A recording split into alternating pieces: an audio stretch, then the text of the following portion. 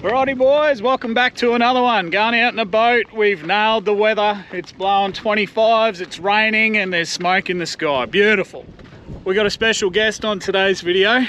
G'day, how you going guys? Matt Fenndog here, and I've got James here, SkidPig, taking me out on the new weapon that he's just acquired in what, the last couple of months? Yeah mate. Yeah mate, so take it for a run in the the story of adversity is the weather today.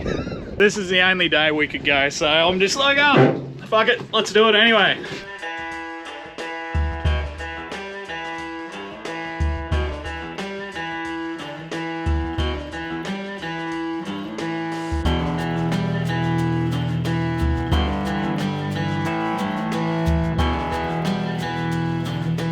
Alright, we're in the drink, we've made it. First things first, but have a cold one. Alright, well we're gonna cruise along, just having a sip on this cold one. I'm just gonna throw it over to Fenndog just to introduce himself and sort of give you a gist of this mission. So, what is it, or who are you and what are you doing, man? Alright, so my name's Matthew Fennell. I'm 40 years old, I turned 40 in February. And what I'm doing is I'm walking from the most northern point of the country to the most southern point of the country. All you guys that aren't in Australia, the east coast of Australia has both the most northern and the most southern. So Cape York is actually, the top of Cape York is actually a little bit above the bottom of Papua New Guinea. So she's quite up north there, and it's 1,000 kilometres from Cairns to there. And from here where we are in Townsville, it's about 1,360 kilometres from here to the most northern point of Australia. So even where we were in far north Queensland, it's still a long way to go. So how long did it take you to walk from there to where we are now, Townsville? So I just did a quick maths with you before, and for me to get here right now, it's been 60 days. It hasn't all been, I was 63 as of today, but I've had 2-3 days off now. I had 5 days break on the Cape. The first day I had a break, it was I found myself, I had quite a blister, and I don't know if you can see that, there's still a little bit of remnants from it around here now. The blister started there and it started to grow, and as your skin tissue, with age, your skin tissue doesn't hold the dermal layers together real well. So the blister, untreated or unpopped, started to grow and come around here, and if I hadn't have kept doing, like if I had kept walking, I hadn't done anything with it, it would have come all around top of my foot. So I was forced to have a day off. I actually ended up having 2 off. Lanced it, pulled all the skin off, and yeah, continued on. So and here we are. Yeah, I just had a look at the GPS. Oh yeah, oh, wow dude, it's so gnarly to look at it, eh? So that's Australia, as I'm sure most of you know, and that very pointy bit up the top is where he started, and that black arrow, that's where we are right now. Yeah, and it's still 1,400 kilometres to Brisbane, and you're still 100 kilometres north of getting out of the state of Queensland. It's definitely bigger than Texas. It is. It's about a third bigger again, really? Isn't it? Yeah. And then you talk about WA, which is on the other side of Australia, which is the full length of the continent. Yeah, it's huge. They're greedy. Oh yeah, they should have split that up. One more state in there somewhere. Yeah, so in total, that whole first 1,000 kilometres took me 45 days. I had 5 days off in total. The journey has been amazing in what people have been doing for me. So people pull up and they go, do you need a lift, or you're walking? And I'm like, yeah, I'm walking. Where's your destination? I said Tasmania. And when you tell them like that, like, so that's not going to work when I start getting down to the lower states, because people go, oh, Tasmania's not that far away, we'll walk. But I'll have to tell them that I started at Cape York, and they go, where? I'm like, you know, the most northern point, the little pointy bit. Yeah. But yeah, it blows them away. All right, mate, so I've got a couple of questions for you. Firstly, how long have you been growing that beard? I've been growing the beard for about 2.5 years now, I think, and it's only been trimmed twice. I'll probably do with another trim now, but yeah, 2.5 years to grow the beard. Every night I do this and push harder, it pushes the hair follicles out quicker. So that's how it grows so big. Pro tip for you guys, I didn't even know about that one, but I'm feeling a little bit inadequate at the moment. You got some thickness there, brother. And I suppose people in the audience are going to be wondering, does the carpet match the curtains, mate? Look, mate, the length isn't similar. The density isn't there either. I'm not sure how the the body's biology works with it when it comes to hair distribution. I've definitely got plenty on my back and shoulders, but the colour's a little bit different. Pretty much what you see on my arms is what you'll get in the foyer, mate. There's plenty of it though, because let's be honest, there's no manscaping when you're walking down the length of the country. Can't afford to carry a set of clippers with me, clearly. So I do have one question regarding, like, that's a lot of wild bush up there. Animal interactions is something I was curious about, to see whether you did run into a few of the ferals. I was just about to chill out. I was just charging my phone and my little induction charger that I've got. I just went to put my head down. I mean, I've seen a few dingoes and pigs and whatnot in my walking, because I'm not making any noises. I'm walking, and depending if I'm upwind or downwind with an animal, they don't know I'm coming. So I'd seen some pretty cool dingoes, some that look pure and some that have been breeding with wild dogs, because a lot of hunters lose their dogs up there and they're breeding. They're the ones that I consider dangerous, so, and they're bigger too. So I thought there's definitely going to be animals around me at this time of night. I'll have a look. Sure enough, I turned my headlamp on and it lit up the eyes of a dingo or a wild dog. I couldn't see exactly what it was. All I could see was the eyes, and it probably would have been about, or maybe 15 metres away from me. Yeah. And then sure enough, to the left of that, 3 metres, there was another one. Yeah. And I'm like, oh, go on, get out, and clapping my walking sticks together. And the hair started to stand up on my arms. And then I seen another one about 4 metres next to that. So there's 3 there, and I'm no David Attenborough. Yeah. I'm no expert, but I'm like, you know what pack animals usually do? There's some out there, and there's gonna be one behind me. Dude, I turned around, and probably down at the stern of the boat there, he would have been that close to me.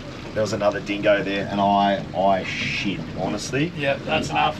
I wasn't carrying a knife with me or anything. I had this nice little like cleaver thing with me to cut my fruit and whatnot, and I'm like, whoa. So I just picked up my bag calmly, as I think you should do in a situation with wild animals. Yeah. I mean, if you're in the water with a shark, act calm, all that sort of thing, because I think they've got that way of sensing. Put my stuff in my bag, put my backpack on, and just slowly walked away. Now, my brain was going ballistic and adrenaline was feeding me, and I was like, okay, started walking really, really fast. I'm like, this is not going to happen forever. Adrenaline's going to run out real soon and I'm going to crash. So I had to calm myself down. And there was no barking, there was no growling from them, and since that I've chatted to a few of the Aboriginals and the locals from up there, and they say usually a dingo will watch from afar. They're pretty peaceful animals. You'll know if you get in their territory or not, because that's when they'll get aggro. They've got like babies around or young ones or whatnot. But the fact that I had the wind blowing at me, I hadn't had a shower in a couple of days, so I would have smelled really, really good. And they have the potential to track you for 25, 30 kilometres. So I was nervous about where I pulled up. Yeah. So what I did was I managed to just push myself to the next camp. So that's why I did 55 kilometres that day, not because I wanted to, but because I needed to get somewhere where there's some other human interaction and I could be near other people and start a fire, because I'm sleeping in a hammock, but I didn't want to have a situation where I was sleeping up and I get bit on the arse by a dingo, or one of them had a go at me. And my main fear was I wasn't going to die, but if one of them got me on my ankle or calf, I was maimed. You're out of the game. Yeah, and I wouldn't have been dead, but I would have been there laying there maimed or injured until someone come past, maybe 9 or 10 in the morning, because either camp, 25 kilometres takes a while on the old telly track, just because of how rough it can be. So what's the whole reason for the mission, mate? Like, what led you to say, I'm going to walk from the Pointy End to Tasmania? What happened? Funnily enough, I've actually wanted to do this walk for quite a while. We were chatting in the car on the way out here, and I always like pushing myself in anything that I do. So when I used to snowboard, I used to want to go as fast as I could and learn the best tricks I could and jump as far as I could. Motorbikes, push bikes, all the same. So I wanted to do this walk for a while, and it had just been playing around with it. And then, so I've got a mate that owns a yacht. He's very entrepreneurial. We got to isolate on it last year, sail from Sydney up to over the Wide Bay Bar at the inside of Fraser Island to Harvey Bay, and I was absolutely blessed and lucky to do that. And that alone, that trip, and realising that I didn't have to work, I'd saved a lot of money, and I didn't need to spend any money really with Benny. It really opened my eyes to me being able to do whatever I wanted. Like, you know, what you're doing here, you're growing a channel and you're doing what you love and making it your job. So hanging around someone like that, and someone very you know, entrepreneurial and doing what they want and following their dreams was very, very good for me, because I always worked as a plant mechanic, doing earth moving and mining. I've worked for almost every manufacturer known to me, in and out of mines, and, you know, fly in, fly out work. And it's all good when you see the paycheck, but it's not as much glory as you think, because you're away from home, you're away from your family, and it sucks. You do a little bit of long distance driving, and it sucks being away. So that definitely is a reason why I'm doing this too. So at the end of the journey on the yacht, got back to Sydney, I said to the boys, all right, I'm going to do this walk. I was sitting there with, you know, Ben Price and Tim Lackey. Tim Lackey's opened restaurants all over the world. Again, very entrepreneurial fella, just follows his dreams, does what he loves and makes money out of it. It's pretty amazing to see people do that. So I was telling him I was going to do this walk, and I wasn't going to do it with purpose. I was just going to start walking, and maybe I had a vision of maybe someone paying attention, and maybe I could put a few YouTube videos up and people would like what I'm doing. The boys said you'd be nuts to do this without a purpose. Now, I've not had a hard life. My parents are still together. They love each other very much. I had good schooling. But when you reach adult life, you've got to learn things for yourself, and that's when you start to hit adversity in relationships, you know, alcohol, drugs, all those sort of things. I've never had a drug addiction, but alcohol I've definitely, you know, had a few issues here and there. You know, using it for not having fun, but using it to manage other things. So those sorts of things were already in the back of my head. And then it was pretty tragic last year. This ring that I've got on that I keep playing with all the time, my mate Brady, his mum gave me this. He passed away last year, just on a year and half a week ago. I've got his ashes around my neck here and a little dragonfly. He'd never been to the Cape, and he had two mums. He had his biological mum, and then he had this other mum, which was the mother of his first girlfriend, and they kind of became family for him for the rest of his life. So he passed away last year, and it was a medical incident. It wasn't an attempt on his own life or anything. He just passed away. Something happened with the drugs that he gave in the hospital, and he passed away.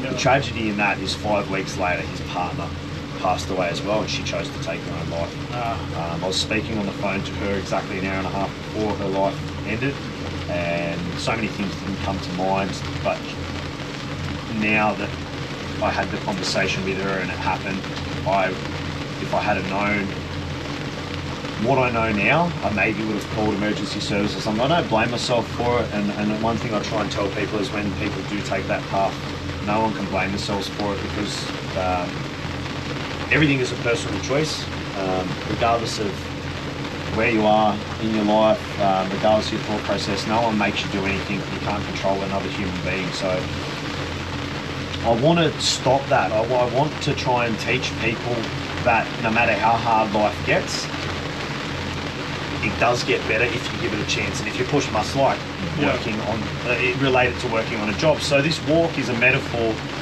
for beating anything in life. It's literally one step at a time, baby steps, 5 kilometers, 10 kilometers, 20 kilometers, 30 kilometers, all the way up to almost 5,000 kilometers will be the end of the journey. So yeah, the reason I'm doing it for is for mental health and suicide awareness. I've got authority to fundraise from the Black Dog Institute. They are absolutely amazing. They are the epitome of mental health study in Australia. They employ psychologists, PhD doctors that have studied in the realm of mental health, dealing with people that have PTSD, dealing with people that have borderline personality disorder, bipolar, anything you can imagine, eating disorders, the lot. And then, so not only just that, but I've had a bit of a life with, you know, partners and love. I had a partner, an ex-partner that has anorexia nervosa.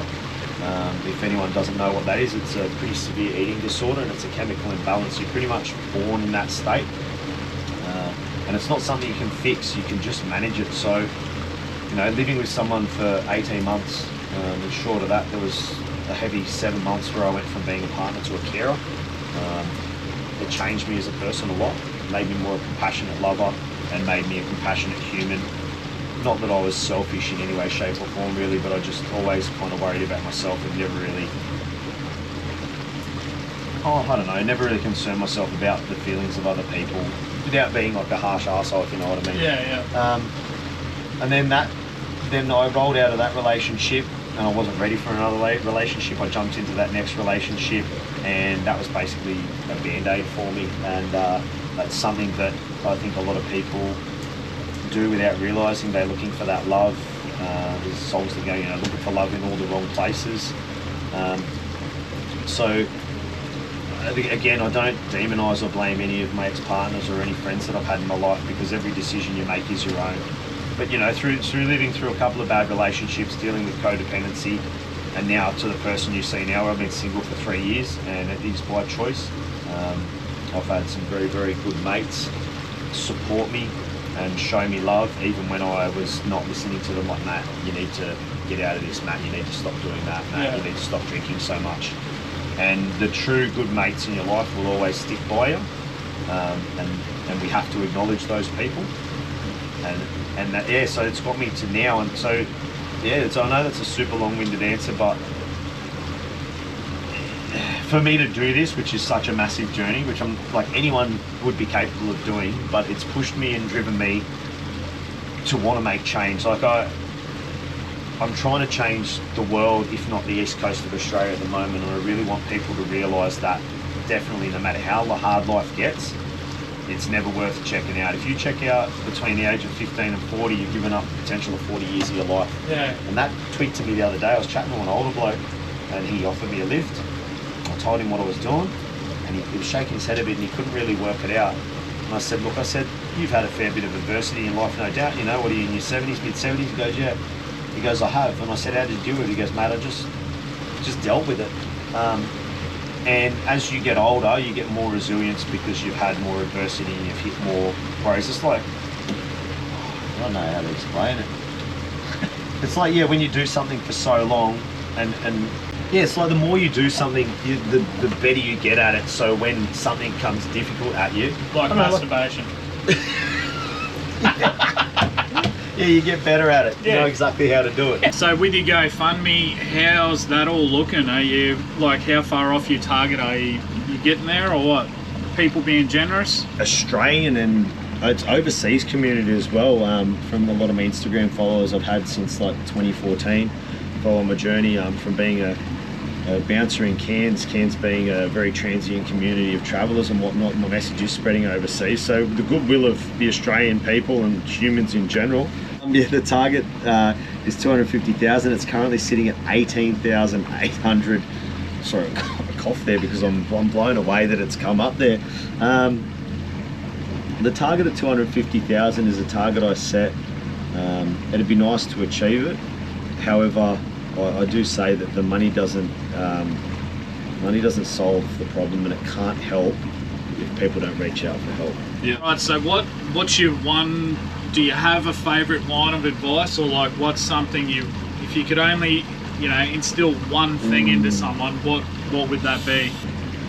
Yeah, I'd have to say, and it's one thing but encompasses a little bit. If you can understand in life that you are responsible for yourself and you control your own happiness, I really think that's something that we need to focus on, and that we need to really be mindful of, that not anything in the world can make us do something that we don't want to do, and we, at the end of the day, control our own happiness. It sounds almost far off and distant, but if you really look inward and you look at things that make you sad and things that upset you, you're choosing to be sad and you're choosing to be upset. So yeah, I think you control your own happiness would have to be the most poignant thing that I say, and it resonates with me a lot, especially with what I've been through. So you control your own happiness. Yeah, I'd have to agree with that. That's good. I've got a few things to give you, bro. So, because you're walking, gonna throw you one of these fishing shirts, mate. Hell yeah, mate. Oh, is it a little snaplock bag? Yeah, mate. I was going to just tear into it like a Christmas present. Well, you can do. So that's the off-road edition, mate. I figure you're doing a lot of time off-road, so... Mate, look, all-terrain. Actually, I did one of Australia's most... I actually done two of Australia's most difficult four-wheel drive tracks. Two-wheel drive without lock diffs, brother. True. Yeah, mate, I walked the crepe track in the wet. Yeah. Which is... impassable in cars. There was cars stuck on the crab track while I was walking with my 2 walking poles. I've done the crab. I know what it's like. Brother. Oh wow. What do you reckon, mate? I reckon it's amazing, mate. It's gonna protect the tattoos from all the sun, because I've only been wearing t-shirts the whole time. 50 UPF sun rated. That's awesome. And you know what? It's getting colder now too. I feel the temperature change. I've been sleeping in a hammock every night. So yeah, this is not only going to keep the sun off me, but it is going to keep me warmer on those cool nights coming up. Give us a 12. Very pretty, mate. And thank you so much. Oh, you're welcome, bro. I've got some more stuff here for you too, mate. So these are some high energy, like, survival biscuits. Now the guys from Survival Storehouse sent these out to me because they see that I get lost whenever I go hunting, and I figure they might be alright for you, mate. You only need to eat 2 of these packets for a whole day's worth of food, like, to survive. Holy smokes, man. So if you do get stuck somewhere, bro, you might appreciate that. Man, thank you very, very much. Wow, that's a lot of kilojoules. They're 475 calories. That's a lot. It's a little packet too, eh? It is, hey, and it's like the weight of it, it's so dense.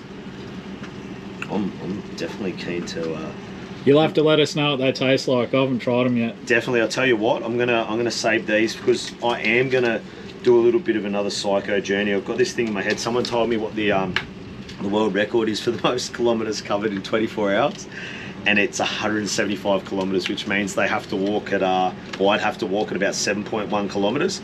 So it might be something logistically. I'd have to organise someone to maybe take my bag off me, yeah, and try and send it. That's a Guinness World Record, so it would stand as a record if I'd done it. I guess it wouldn't be official, but it's just something I'd love to challenge, and I don't know, maybe make people think again about what I'm doing, why I'm doing it. Like, the reason I push so hard is to make people think about why I'm doing this, and short of them remembering who I am, look inward and try and help themselves. So yeah, I think I'm going to save them for a journey like that. Yeah, legit. Awesome. Thank you so much, brother. No worries, mate. Thank you very, very much. So we have got a sticker too, so I'll let the big fella slap it on the boat, and then I'll do a close-up so you can screenshot or use your phone, and you can use the codes, whatever. So yep. Don't get bubbles in it.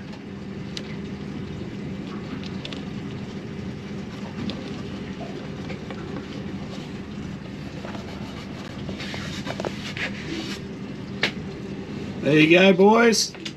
Use your phone and take a little snippet of that. Facebook, YouTube, Instagram, GoFundMe. So there you go. If you want to chuck a couple of bucks in, if you can, that's the one. All right, mate. Well, that's us done, the interview. So thanks again, man. Really appreciate your time. Yeah. Cheers, mate. Thank you very much for having me, brother. No, it's all right, mate. Always a pleasure. Good luck on your journey. Oh, cheers with the beers, mate. No, you're right. Well, I can take you back to the... Bye-bye. See you, mate.